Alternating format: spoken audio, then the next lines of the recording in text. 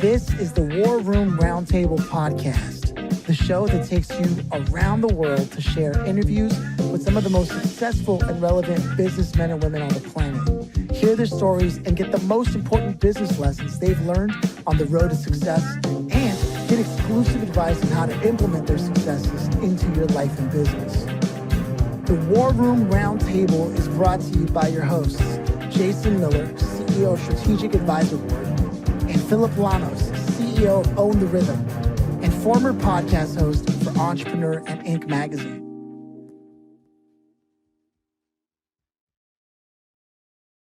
Welcome to the War Room. Katie, it's a pleasure to have you on. Thank you. How are you feeling today? I am great. I'm pumped up, excited. 4th of July, I brought my stars and my stripes for the War Room. Love I'm picking up what That's you're putting great. Down. Yeah. So Higher Education Consulting Group. Before we dive into that, I'm always curious to know this, and that is, do you, Katie, come from a family of entrepreneurs? Kind of. I'm the first person in my family to graduate from college. However, my dad was a plumber, and later in life, he decided to kind of become a solopreneur. I wouldn't call him an entrepreneur because he traded time for money, and he worked on, by himself, and he wrote invoices and did double ledger accounting in his ledger pad. And I remember before he retired, I was like, we could put QuickBooks in for you at least or something. No, I got it, flipping through the Rolodex. So if you want to call that entrepreneurship, sure. But no, I'm kind of, figuring it out just like everybody is, I guess. I love that. But I also love that you can see that, and that just goes to show how much you've invested in business yourself and how much of yourself you've invested in business. So I want to go into that, right? Because is Higher Education Consulting Group your first company? Nope. It's not. I love that. Of course not. Is this your first failure? Nope. No, it's not. It is the first one that I have done as 100% sole owner. So in that regard, yes, but I've been a part of a couple other startup ventures in my past. Okay. All right. Right on. Thank you for being so candid about that. And I love that because there hasn't been a single person here, maybe only one person, and they were young themselves anyways, who like that was their first one, right? And most everyone else, you don't get out of this without having a couple of those in your bag. So thank you for being honest about that. But now, what drove you to do this? Because if you saw that, was it watching the way your father grew up and like the way your father worked while you grew up and all the work that you saw that you were like, I'm not going to do that. I got to do something different. Or was it something else that drove you to launch a business? Well, plumbing wasn't really part of my life plan. So I definitely didn't watch that and go, yeah, that's what I want to do with my life. I went to school for accounting. I got an accounting degree, and that kind of happened by accident too. I was, getting a chemistry degree. Like I thought that was a good idea, and was probably a couple of really bad failed chemistry tests short of burning down the whole lab, and decided, okay, I need to make a pivot into something I'm actually good at. So I joined business. I got an accounting degree, and then I went into public accounting. So my intention was, I grew up in a small town, blue collar family. My dad was ex-military also, so Jason can appreciate. And he said, go get a job, go to college and go get a good job. That was their hope and dream for me, was like, just get a job, just stay employed somewhere. And so I couldn't do that. I just kept quitting and starting businesses, but roots in accounting, and then kind of hopscotched by accident through a couple of different accounting ventures, learned how companies run businesses from the financial perspective, and then I accidentally ended up in the hiring side of things by way of, a checkerboard path and a couple of failures. Oh, wow. It doesn't get more honest than being able to see the books of a business and then going, I can pretty much piece the rest together, because you can tell a story, especially if that's your background. So then you go into launching your own, and you're in what I assume to be, you're in hiring, helping staff people, something that came up before we hit record, right? What is that process been like? Are you are you currently facing an obstacle that you're trying to overcome? In my own business or for clients or both? I guess the answer is yes, of course. Yeah. All kinds. Yeah. Okay. Yeah, I mean, I think it's really interesting to be in hiring because, you know, we have, and I have the fortune of being able to watch other companies grow. So I get to be on the other side of the table for clients that come to us and say, you know, we're having pain points because we know it hurts. We know we have too much work, but we don't know what to do. So what does that look like? And so we get to really be a part of creating that role. And, you know, is it an accounting role? Maybe by way of background, we do a lot of that, but maybe it's an ops role. Maybe it's a human resources problem. And so we really get to help solve business problems all the time by figuring out where your capacity need is and how we can augment that with the right staffing resource to, you know, put someone in there in your business that's going to be that next right hire for you, and then architect the strategy to move through that whole thing, which is the people business. So naturally it's full of problems all the time because people are people and crazy things happen every day with people. No matter how good you architect the system, the inputs are people. And so we have all kinds of crazy stories that come out of that. Oh man, if anybody can speak to that for sure, Jason knows a thing or two about that. And you guys kind of caught up on that. Jason, you want to chime in here? Yeah, it's the flesh game is that's what I call it, the flesh game, right? The flesh game can be very complicated, right? But it's all about the process to get somebody to the point where you can then place them somewhere and your hands off. You don't hear anything for like 6 months and you're like, oh, please keep going, right? And there's no problems, right? So the art is in the beginning, not the end. So the art of it is all in the beginning of it when it comes to staffing. And it's all about the process to get the right people to put the right asses in the right seats, right? So, and, you know, we really refine the hell out of that whole thing. And, you know, we'll put 4 or 5 people in one company and hear nothing for a year. It's like, oh, keep going, man. I don't want to hear anymore. Please don't say anything. Keep going. Do a good job. That, and it's creating a culture within inside of your company, right? So I work on a more of a employee owned type of, it appears that way, employee owned type model. So it's a co-op model. And that keeps people motivated to want to work. So there's a lot of nuances to a lot of those things. And sometimes the smallest little things make all the difference. So it's not always these big drastic pivots. You hear people say, well, you know, I need to make this great, big, huge pivot. No, you don't. You just need to make a little adjustment. That's it. So let's make that little tiny tweak, and then that just takes off, right? So because people have this idea that I need to do this big thing to create this impact. And that's not 98% of the time, that's not actually the case. It's actually the small, I call it micro pivots, that the micro pivots create pathway for the big pivot, right? And, you know, it's especially true in the hiring people game, for sure. So, you know, it's an important mission that you're doing, because right now is like the optimal time, right? People need good people. It's the hunt for good people today is a challenge, right? But which I'm sure you're very well aware of. And but it's the how you get there that matters. So it's got to keep moving forward. Absolutely. Now, yeah, our model is very much founded on upfront strategy also. We're not, you know, oh, you need a person? Sure thing. Let me send you some resumes tomorrow. We're very much founded on a custom approach that architects a good process upfront, because we want to put good inputs, you know, no matter how good your input is, if your process sucks, your output sucks. So, you know, then your retention's bad, even if you have good candidates, if your process is broken. So we spend a lot of time working on that. We say we're truly a consulting company, not a headhunter. Yeah. I like that. Out of all the industries that you're working with, is there one in particular that sort of keeps the needle moving forward for you more than the other in terms of like feeling excited, inspired by what's happening in the industry and the kind of people you get to talk to place? Absolutely. Construction. My roots are in that with my family and my dad's story. Many of my employees' spouses are also in the trades. And I'm personally really jazzed up by watching stuff be built.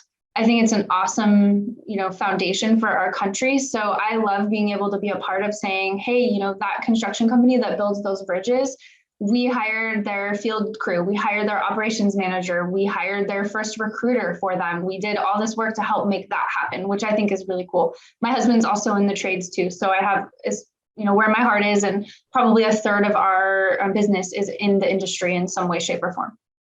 I'm so glad I asked that to learn that, because you're right. These people are literally, it's crazy. So they say small business or business in general is the backbone of America. And then you combine that with the staffing agency that's literally building America. And now you're really in the impact game. And so that's interesting. So with that said, if you got the chance to go back and to speak to yourself when you were in college in chemistry class, knowing what you know now about yourself, right? And you got a chance to tap your shoulder really quick and say, hey, what would you say to yourself if you just had a couple of moments? Wow, that is a tough question. Gosh, I would say just do it all over again exactly the same way. Get messy. I don't really have any regrets about, the times I've tried and failed, because I think that those stripes are, and I continue to, because I have the fortune now of struggling in my own organization with some of the same issues that my clients have, and, trying to hire my own staff and retain my own team. And so there's so much value in the struggle because of what we learn and how we can add value to other people. So I would just say, keep getting messy and keep making mistakes. Oh man, I love that answer. I mean, Jason and I can point to how many times we've heard entrepreneurs who are at the level that you're at all saying the same things. Like, you've got to be able to embrace, as Jason so aptly puts it, you've got to embrace the suck, right? But it's also like accepting the good with the bad. Someone once, who was it, said the other day, if you look at I think his name was Craig, if you look at the machine at the hospital that shows you the heartbeat when you're in the hospital, would you rather it have that wave that goes up and down, or a flat line? Right. And one means you're alive. Right. And I thought that was really poetic, and it speaks to the point that you're making of being able to accept that. And you're one of the first people ever to say, I wouldn't change a thing because it would change everything. And so I'm sticking to it. And that's really cool, because it shows you're in a place in your business where, while it might be difficult, challenging, and you're facing these things, you're ready for it. And that's commitment. Where does that come from? I was going to say wine, but I feel like that's not the right answer. That's probably the right answer. Right? Yeah. I don't know. You mentioned the suck, and I think about, being a lifeguard or swimming, and the undertow, they call the undertow the suck on the East Coast. And that's the thing that takes you out with the current, right? And, swimming against it, you just exhaust yourself and you end up drowning. So you kind of have to embrace the suck, to Jason's point, and kind of just figure out how to go out with the tide and then swim with the current a little bit. So I think maybe I've just learned that from, exhausting myself from trying to swim against the suck. Oh man. Yeah. No. And I'm happy that we're having this conversation, because so often people are listening to a podcast like this and they're like, what's the tactic? What's the thing I got to do? What's the trick? How am I going to flip this over? And what we're looking at is character, right? And that's not something you're gonna flip a switch and there you go. Now I have the character trait. Goodbye. All right, success all the way up. It's just, I just love hearing countless, and like 1,500 now. We've been talking about this, plus interviews. It's what it is. You've got to have that. Show up, right? Just keep showing up. Like, I'm not going to go to the gym tomorrow and walk out of there with a 6-pack of abs, right? Like, I got to keep showing up. I got to be consistent. And then, like, also I got to give up booze and pizza, which is why I don't have abs, but it's 2 parts showing up and 1 part strategy. So half the battle is just showing up every day. Oh my God. I spent maybe the first 4 years of trying to do anything in business at all, eating just pizza. And then I wondered why I wasn't feeling great. I was like, hi, is it my sleep? You know, Is it my sleep?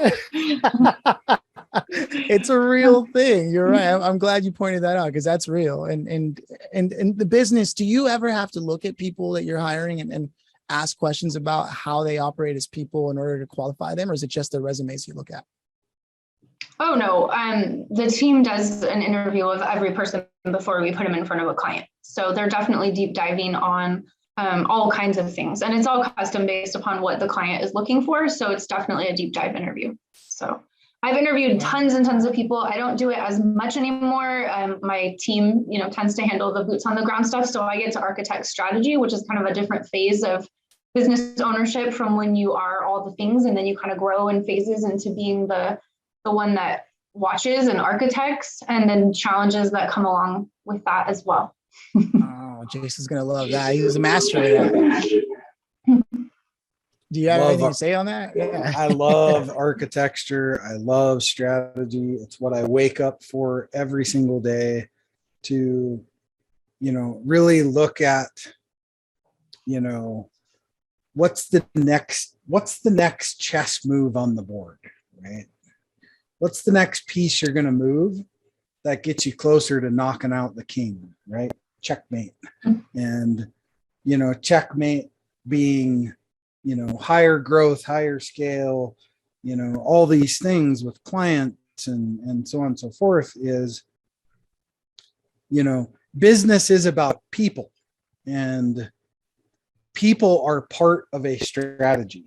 And that's the key. I think a lot of like consulting firms forget is they create, well, hey, I'm going to create these 22 steps to strategic inputs that take this company further. Well, you know what? Step 4, 5, and 6 aren't going to work for that company because of the people in the company. So that's why I always, you'll never hear me say anything other than customized solution. That's it, right? Why? Because people are involved, and you have to work strategy around the people. And then the process follows. So it's that cookie cutter garbage that I won't name the big firms that love to do that crap. And it just never works. And that's what gives all the smaller consulting firms a hard time, because then everybody just thinks, oh, well, here comes our next 35-page report that's not going to do us any good, right?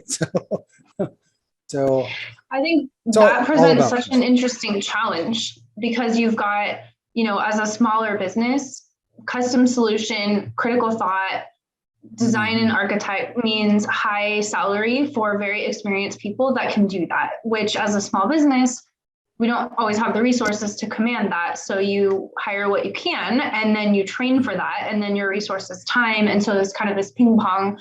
I'm definitely a ping pong ball in the wind in that regard as well. So I understand the struggles. I don't have the answers. So, that's why I'm really here, is just to listen to you, give them all to me, which I thought was what we were talking about. So I guess I'm hoodwinked into telling my story. No, I'm kidding. well, I thought I was here for advice from Jason. What the heck? There's definitely room for that post call. But it really, I really am grateful that you took the time to sort of break down where you're at, because so often a lot of people feel like they're the only ones in that situation in business. And the fact is that that's not the case. Pretty much anyone we've interviewed, and this is a lot of interviews, and beyond this show, other shows I've done, everyone is sitting in the wind to some degree in relation to someone else. And so being able to be a part of that fabric of that history and showcasing that not only it's sort of like looking at life where you have one hand reaching down while the other one is then doing the same. So you're reaching up, they're reaching down, and then you're doing that on the other end for someone else, right? And that's sort of this chain of hands of just business owners who are truly creating impact by creating jobs. all those things. And you get to be a part of that by sharing your story today. And I'm so grateful for that. So before I dive into the grand finale, I just want to make sure there isn't something that Jason wants to chime in with. No, it's great to, sometimes we feel like, we're in a rut when really we're not really in a rut.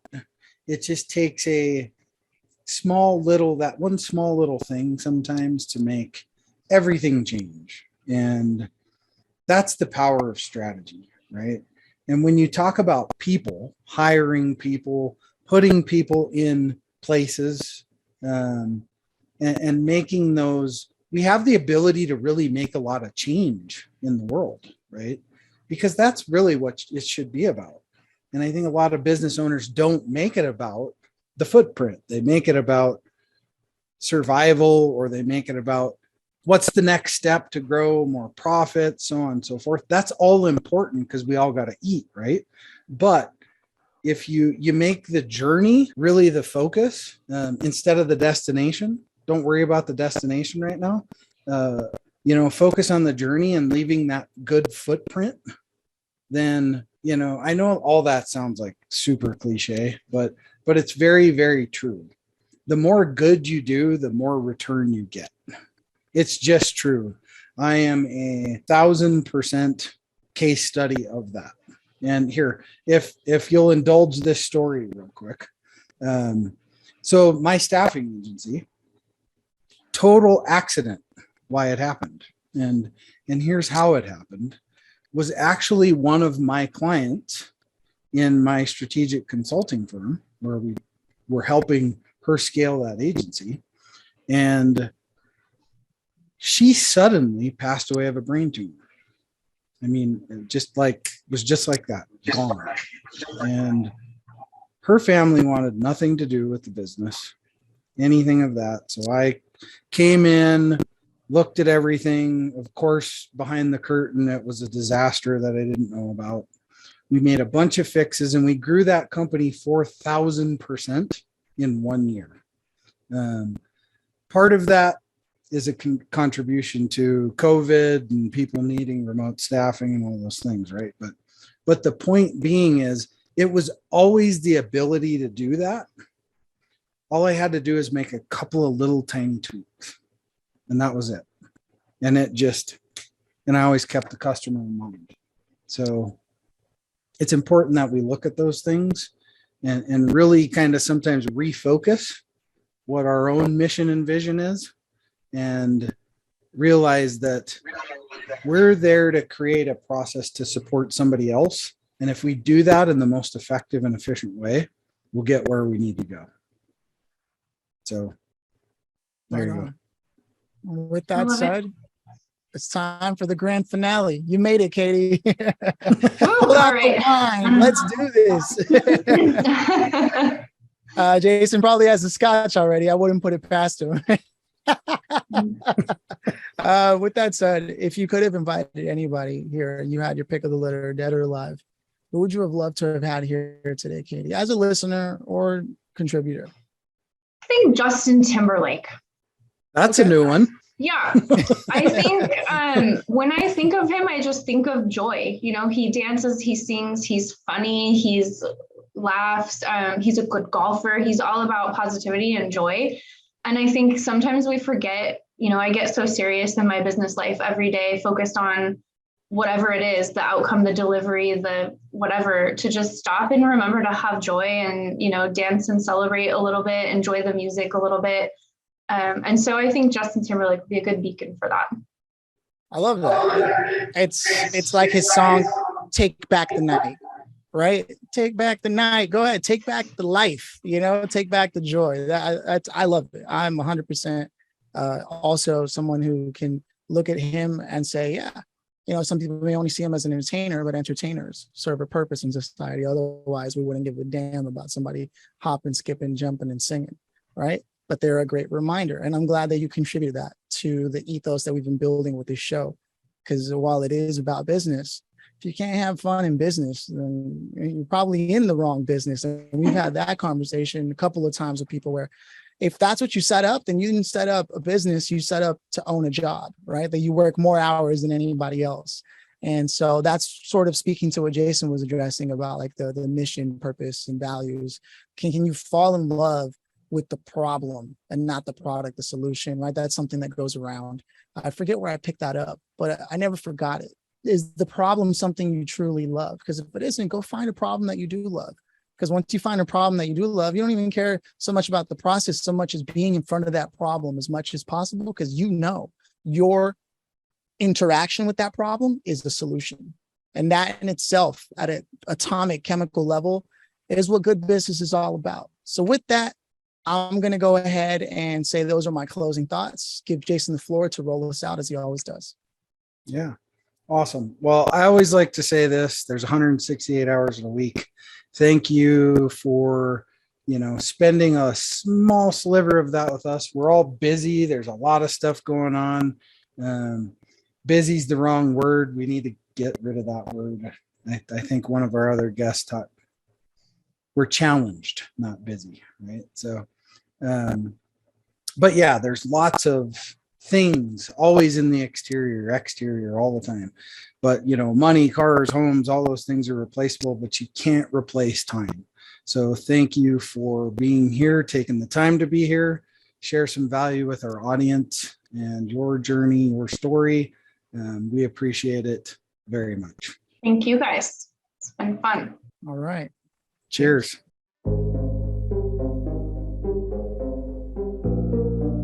Thanks for listening to the War Room Roundtable with your hosts, Jason Miller and Phillip Lanos. Please leave your feedback and visit strategicadvisorboard.com to get the latest and greatest business advisement on the planet.